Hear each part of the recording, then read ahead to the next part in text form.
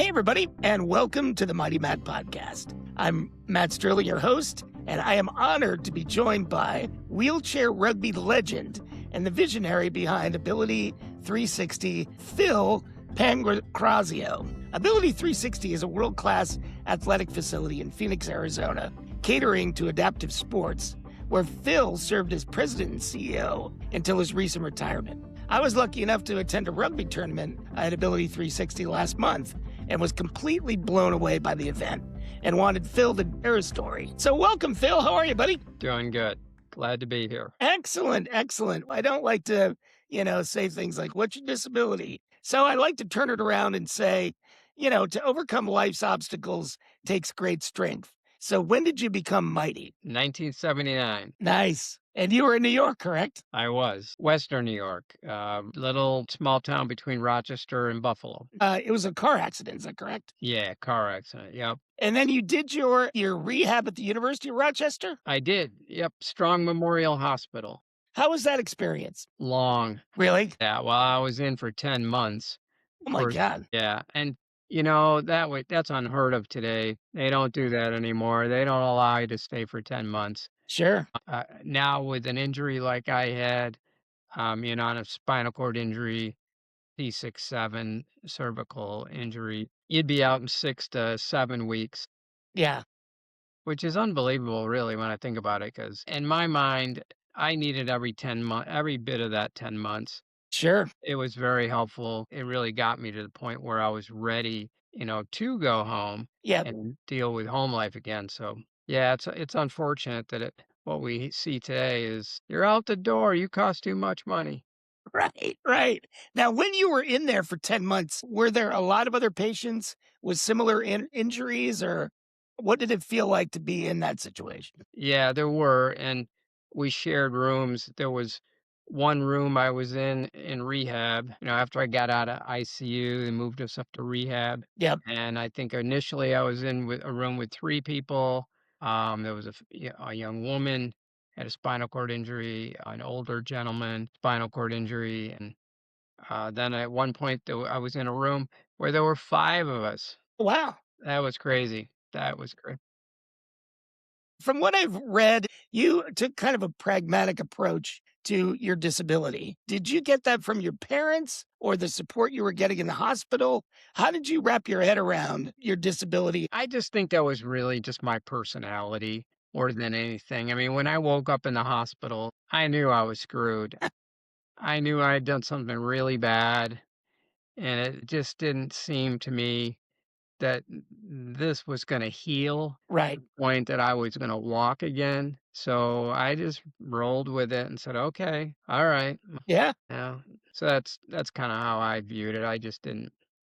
I mean, I remember there was one guy, he was a spinal cord injury guy, and he'd Yeah. cry all day long. Right. They were crying, and I'm like, God, I don't want to be that guy. No, no. So anyway, That's right. You got a long life to live. You got to get busy living. Now, I also want to know more about your friendship with, I'm going to butcher the pronunciation of his last name, but Pat Condidorio? you read that in the article I did, because isn't yeah, he the linchpin of getting you to Tempe? to come to Arizona. Yeah. Well, Yeah, I had tell a me about lot how of, that happened. and there was a lot of friends that, but well, Pat and I we knew each other since first grade, and we both went to the Catholic grade school. We were really close friends in grade school, and Pat's parents used to host pool parties where Nice. her mom and dad would invite the whole class to come, Wow. swim in their pool and that sort of thing. So, I mean, we were close. We had a good friendship, but we hadn't seen each other in 4 years, really, because he was at the public school. So Right.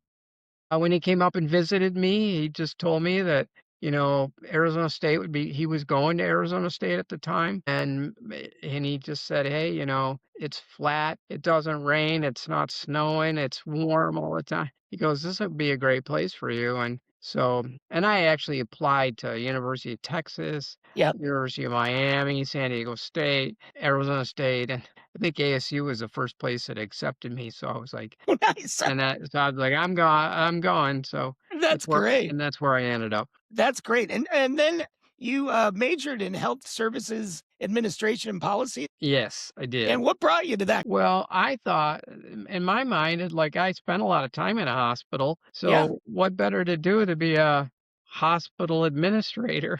sure. I got my bachelor's degree in justice studies, Okay. criminal justice, that sort of thing. And I had, I was kind of a liberal arts major mostly. Took a lot of psychology classes. It was really your pure liberal arts bachelor's degree. But towards the end, I started taking some business courses as electives, and then I kind of liked it. Then I knew they were offering a master's in health services Yep. administration and policy. The other thing was I when I got my degree in justice studies, I realized I really did not want to be a probation officer. I Right. didn't want to work in a prison. I don't want to work with criminals. Sure. I said, okay, if I get this master's degree, it's such a struggle too when you've been a young kid that has been done nothing in your life but physical labor. I mean, I worked farms from the age of 10 or 11, through my teen years and baling hay and pitching manure and milking Sure. cows and all that kind of stuff. And it's like to think about, I mean, I was a decent student in high school, great, but not a great student. I didn't really apply myself all that much, but I knew I had to now. That's right. I ended up getting into the School of Health Administration, and that's where I landed. And I started my career there. That's great. Now, it's at ASU where you first got into the adaptive gym, right? And met some of the people sort of experimenting with adaptive sports. Not so much sports because the adaptive gym was mostly there for the disabled students to go work out, Got it. so you could lift weights. There was a guy, John Figgy. Still remember John. John ran the gym. Nice. And then there was this guy named Roger who was a paraplegic dude, and he was a little older than the rest of us. And he was sort of a paid staff person. And, he would help you hook up to the weight machines, Yeah, yeah. lift weights, and they had a pool table. I used to go in. Learn to play pool in there, Nice. and it was kind of a hangout for a lot of the disabled students. On top of it, Arizona State at the time had a very robust disabled student services program. Okay.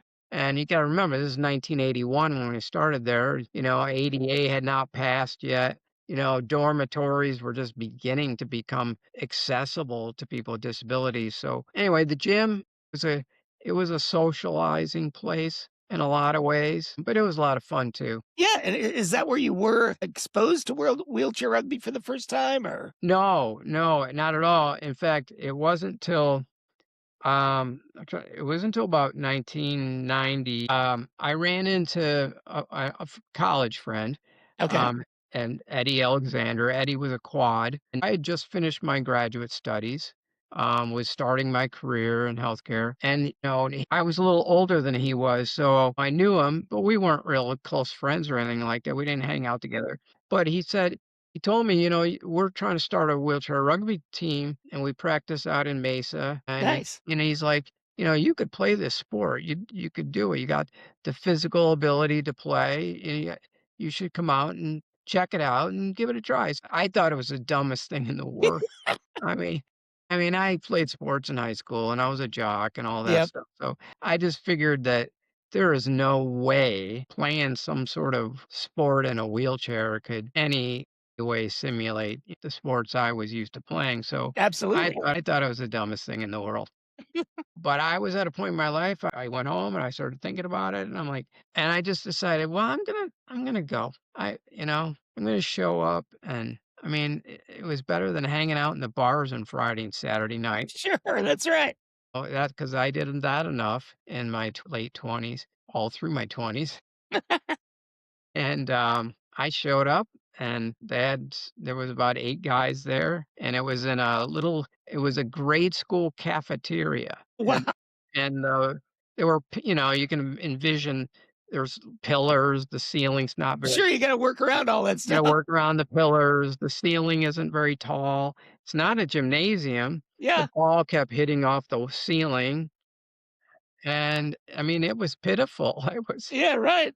However, when I left after that first night, I saw the potential in it, and I had fun. I was like, "Yeah, this is kind of fun. I can see, this becoming something." And then I came back to the next practice, and I never left, and I kept going for about 17 years of it. So, That's great. yeah, it was amazing. I don't want to go on a tangent, but I was born disabled and I did a bunch of activities when I was young, but it wasn't until I went to the University of Florida and played wheelchair basketball. I mean, I played wheelchair rugby when I was a kid in the 70s, but it wasn't even really a sport. It was more of a game that they just made up. And it wasn't until college that, I met these Vietnam vets and other disabled guys. And it was the first time that, I felt part of a team. When you're disabled, it's hard enough to find other disabled people, but then to be part of that team. And that's one of the things I came away after my trip to Ability 360 is that feeling that you have just being around other disabled people, which is incredible. And so I think you've really captured something there.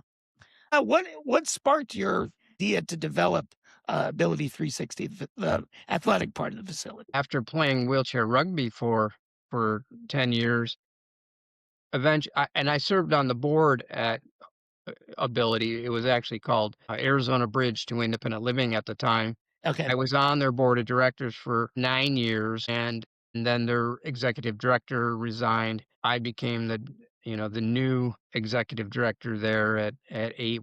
It was called ABLE at the time. Well, when we started developing the campus, and that's a long story behind that too, but we got that first phase of it built with the administrative building where all of the nonprofits were co-locate together, and then we had the parking garage, or half of the parking garage, because as it turned out, when we built the sports and fitness center, we had to add another 2 levels onto the parking garage Wow.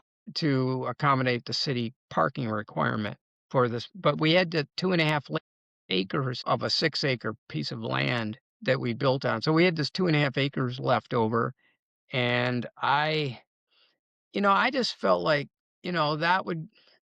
that would be a great thing to do. And the former executive director, she kinda always wanted to build a hotel, and that we would Okay. run a hotel. I just didn't think that made a whole lot of sense to me. Yeah. The whole idea behind it was it's so hard to host conferences because their hotels are not accessible, and Yeah.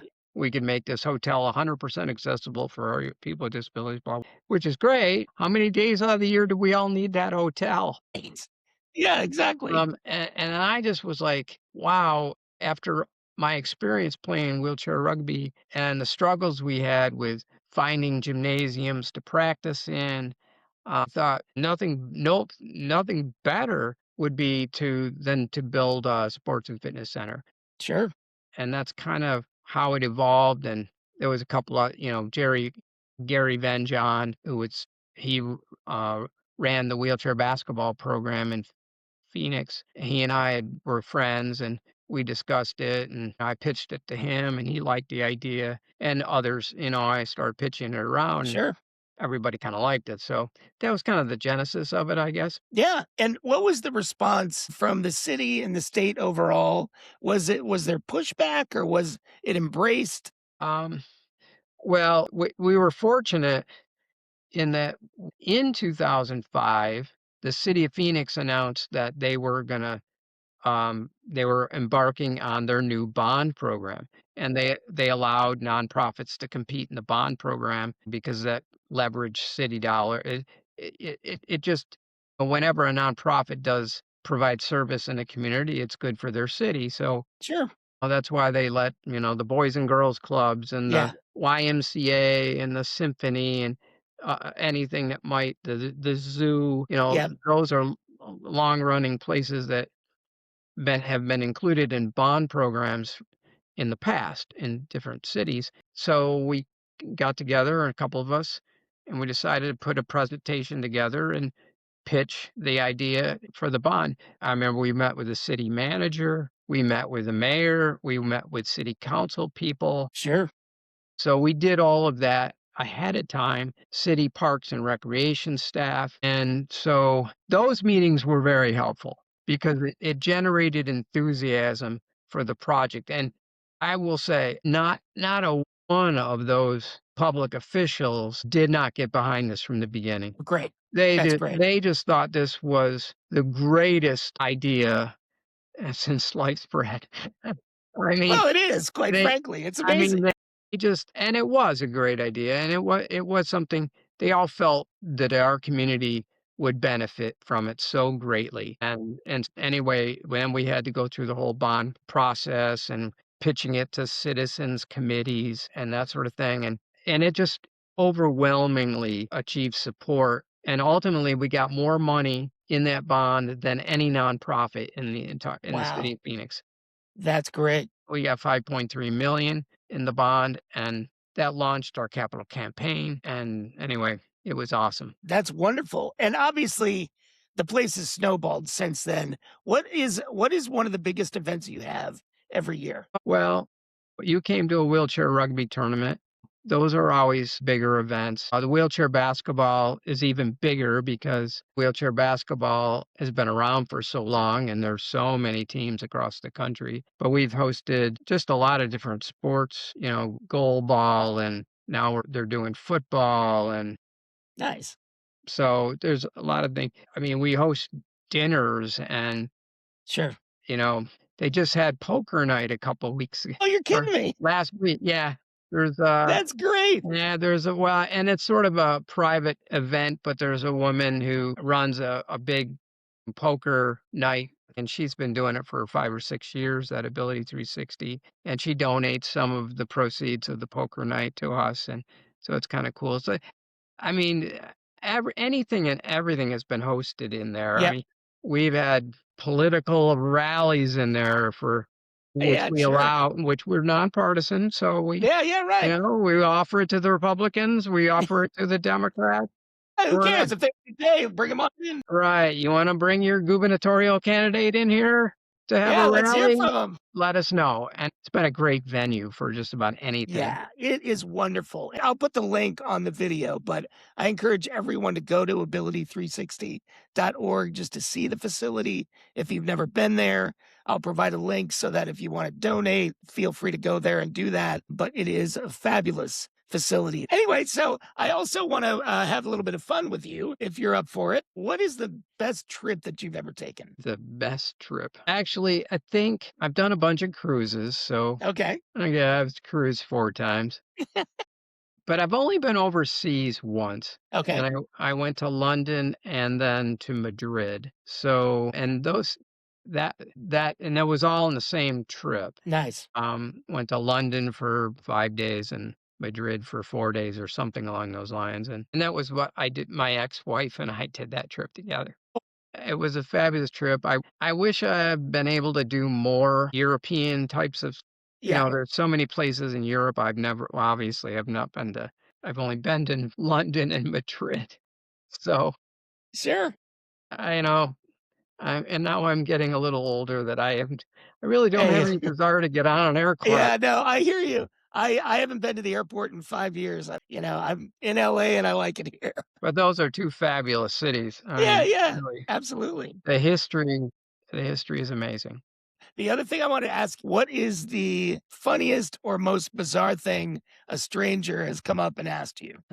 The only thing I can think of regarding that question is the response to Andy Cohen. If you ever watch that Murderball movie, Yeah, sure. when he says that he's getting in his car, leaving the supermarket, and someone says, "Can I help you get in your car?" And Andy looks, he's like, "Well, I got to the supermarket myself, and I got in there myself. I think I can get home Yeah, myself." I think I got it. I got it, yeah. So I think we've all had that, Yep.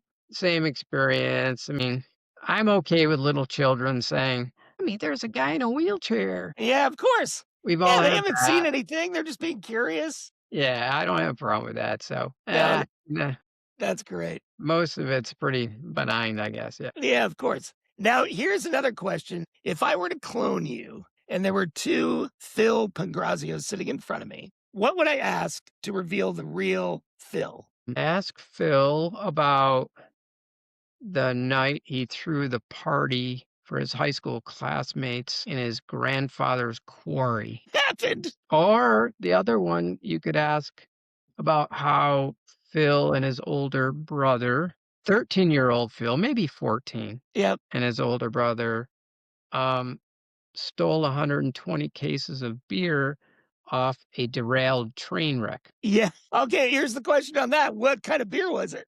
It was Schlitz. Delicious. There was That's a lot of Miller horrible. High Life too, but I think And the most of the champagne of beers. yeah, the champagne of beers. It was in the middle of a blizzard. The guy Nice. that was the security guard didn't get out of his car. Yep. 8 of us made off with like 120 cases of beer. That's fantastic. Had a That great is a lot party of after. beer. My brothers threw a great party in my grandfather's barn. Let me tell you that. No, I bet. I bet. That's great. Well, listen, Phil, I appreciate you taking the time.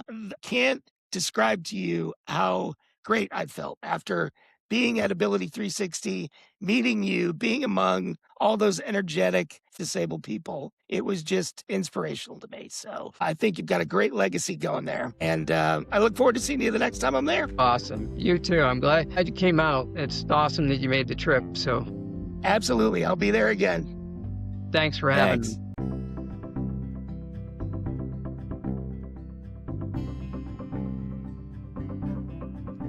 I hope you enjoyed that episode, and I hope you'll click like and subscribe so you can meet the mighty.